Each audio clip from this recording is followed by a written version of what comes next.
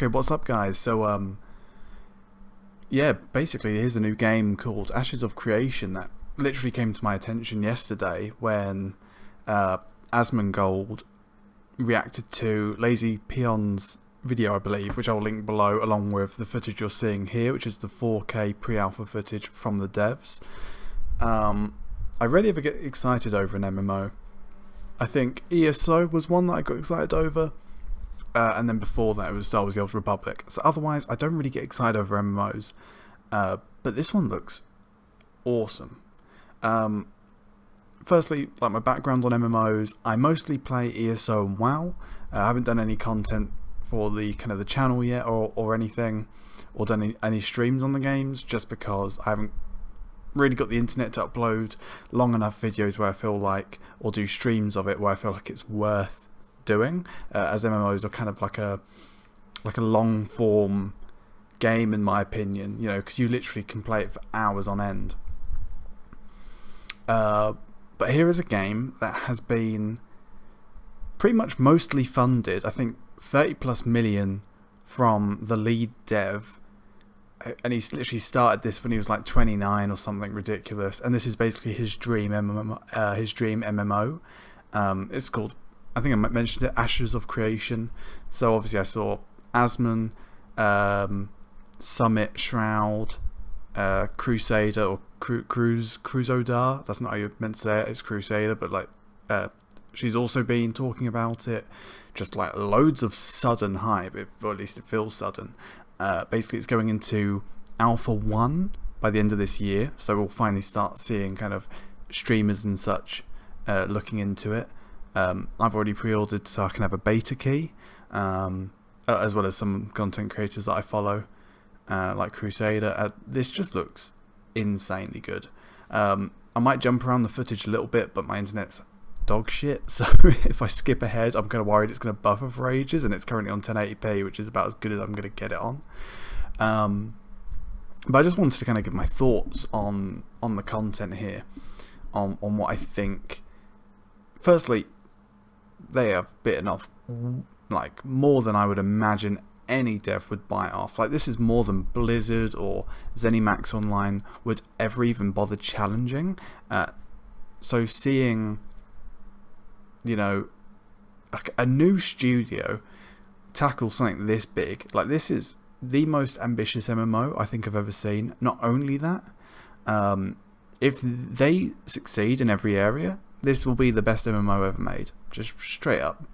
So like I said, I've played ESO, I've played WoW, I've played bits of BDO, DC Online, PlanetSide 2, the list goes on. I've played loads of MMOs or MMO type games, and like even like Destiny. I know it's not really an MMO, but like, you know, Division, so on and so forth. And this just looks incredible. Like, you know, listening to the lead dev and his interviews, he's also been interviewed now by Asmongold and by Summit and Shroud. I feel like I'm missing off McConnel in Asmongold's stream. This game just looks fantastic. Obviously, this is like wide angle as well, so if you're wondering why there's black boxes, it's because it must be ultra wide, I imagine. In fact, let me see if I can skip ahead a bit to maybe some combat or something different to what I'm seeing. Skip here. It might buffer for a second. I'll cut out if it starts to buffer loads. Right, it looks alright. So, basically I'm going to talk about my kind of what I think looks really cool, and then my concerns. So I'm going to start with the concerns, because there's not really that many. I'm very much a casual MMO player, so this game's not going to have like a dungeon finder. For me, that's not the end of the world. I'm more than happy to join a guild, a Discord server, etc., and talk to people. But I very much do enjoy, particularly like on games like ESO, I might only pop on for less than an hour a day, if that. And if I want to do a dungeon, I want to click a button and be in a dungeon in a couple of minutes, and not have to really talk to anyone. However, like I said, it's a concern of mine. However, I'm also willing to make an exception with certain games if they're of high enough quality. You know, if ESO and WoW didn't have them, I would probably still play those games. It would just be a minor inconvenience. And that's my main criticism, really. There's also some others that just aren't coming to mind right this second, because I'm just really excited for this game. So I'm going to kind of, you know, we'll go into what I think are the really good things. So firstly, the combat so far that's kind of on screen is only tab targeting combat, which, you know, I like to call it point and click combat. In my opinion, that combat sucks. Like when I play WoW, I'm not playing for the combat, I'm playing for the world and the exploration, for me personally. However, looking at, you know, while ESO has kind of action combat, this game, although they're only showing tab targeting, is a hybrid system. I've not played an MMO, I believe, that has a hybrid system, like a full-on hybrid system. But with this, you can have 75% of your skills action or 75% tab targeting.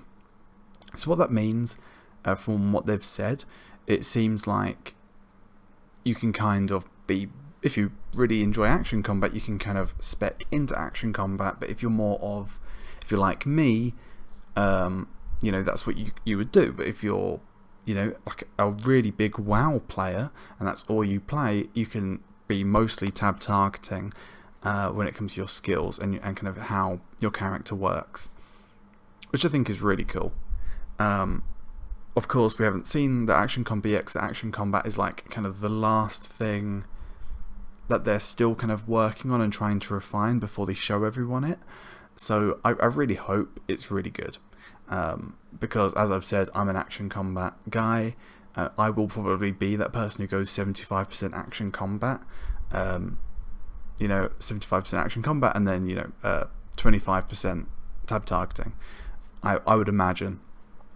So that sounds super cool, and that I imagine they will succeed in. Of course, if it's good combat or not, I don't know, but I reckon they'll succeed in having that system work. I just hope it's good combat, which gets into the difference of it being kind of a pass and a success, in my opinion. So I think leading on from that then, another thing that I thought was really interesting is I think there's like 64 different classes. So basically you can choose like 2 roles. You can be like a warrior and a sorcerer, or whatever, or like the magic tree. So if you choose that, the example that the lead dev was giving, he was saying, you know, you could have a charge ability and a teleport ability. You know, obviously the charge is from like the warrior tree, and the teleport is from like the magic tree, and you can merge those 2 together to have a teleport that does damage. And basically that will lead into then you choosing a class eventually, based on kind of the 2 initial specs that you kind of go into. This actually gives me a weird Kingdom of Amalur vibe, if you've played that game. There's actually a remake coming out soon, which I am planning on covering. But with that game, you had Might, I think it was called Finesse, I can't remember what it was called, and then like Magic. And you could either just go down one line, or you could do a mix of 2, or you could do all 3. You could be like a jack of all trades. And that was super cool. So what I used to do Might and Magic, effectively, those 2. And it led to like having hybrid abilities. Like I can't remember. I can't actually think of one off the top of my head because I haven't played the game in years. But you would have like almost like you know, you could either have like a meteor strike or this like super rage ability, depending on which one you go down. Or when merged, you would have like a lightning charge or something where you'd like, you know, actually that was another thing they said. You could choose, like, you could put the rush ability with like elemental magic, and you could have like a fire rush, for example. So you'd hit the player that you're attacking or the NPC, and they would catch fire. So that's cool. Another thing that I've really liked that they've said is, so basically it's going to have world PvP. If you don't know what that is, I can't think of what game has that now. I guess the best way to explain it, so the devs, by the way, like, are made up of like ex-Planet side devs, so like Sony Online Interactive obviously is now known as Firebreak, I forget what they're called, something like that.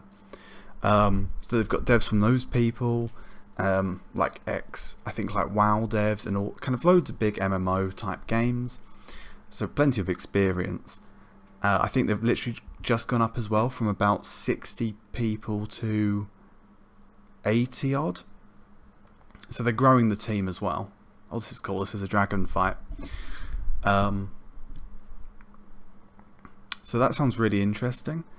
That they're growing as well, so that's clearly them ramping up production now to try and get to kind of the alpha stage, and then obviously eventually the beta stage, which is kind of what I'm looking forward to. I've forgotten what I was saying, gosh dang it. I'm just so excited. I'm like trying to watch the footage as well, because like I've watched it now like a couple of times through. This is so cool. Look at that fucking dragon, man. Shit. Anyways.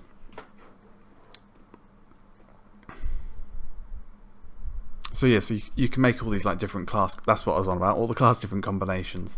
So that sounds really cool.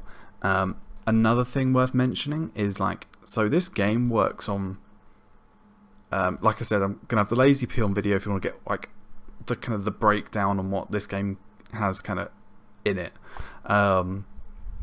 So basically the world map is going to be empty when the game first starts, and basically there are nodes. I think it's like 100 and something, 103 maybe. I don't know where I've gotten that number from. I think that's what they said.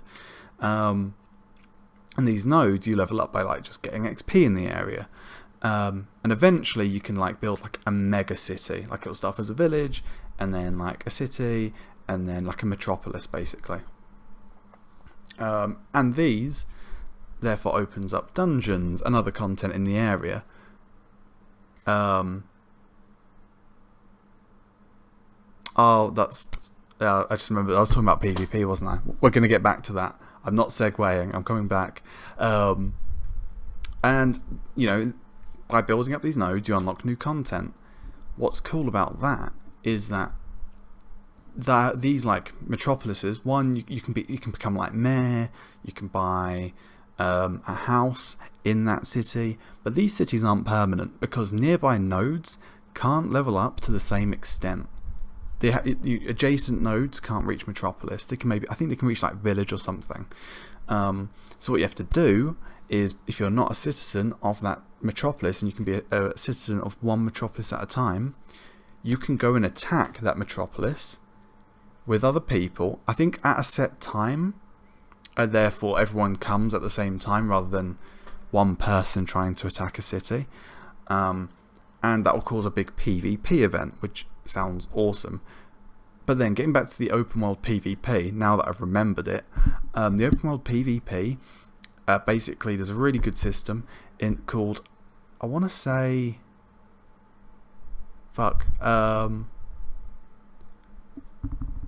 corruption. There we go. I was trying to think of that shit thing in World of Warcraft that everyone hates. Corruption. But it's not corruption from WoW.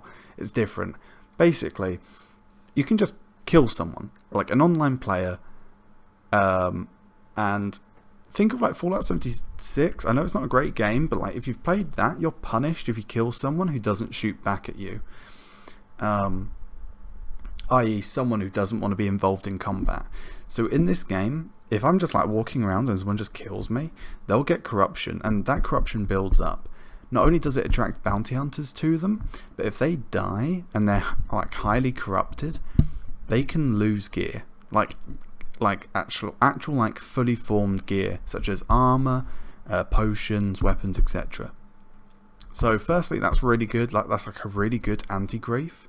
There is some incentive, I believe.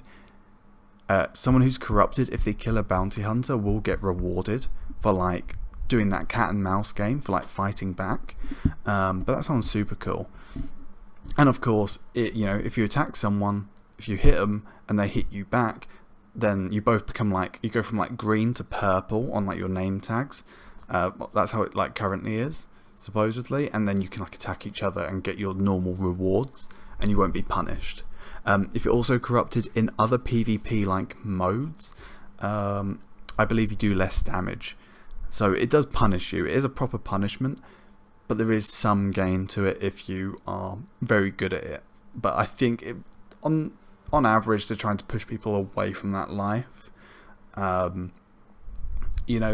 Which is good. I think there's going to be a lot of people who don't like PvP, so if they just want to walk around, you don't want to get just griefed all the time and killed by some super high level guy because it's good for that person to do so. So disincentivizing it is 100% a good thing. I want to do one last point, I think, which is talking about kind of professions in this game. So the PvE and PvP content looks awesome. But the way they've explained it is there's 3 different types of like profession. Like I think it's gathering, like production, and something else. I completely forgot. Like refinement maybe. So you can do like shipbuilding, for example, which sounds really fucking cool. But there's also other things. Such as like husbandry. So like you can breed animals together, like mounts, to make different mounts, which I love mounts and pets and all that sort of stuff in MMOs, so that sounds awesome. You can also have your mount follow you around. Like you don't have to actually be on your mount, which is also really cool. And another side note about mounts: flying mounts are limited per server. So they're showing a lot in like the alpha. I don't know.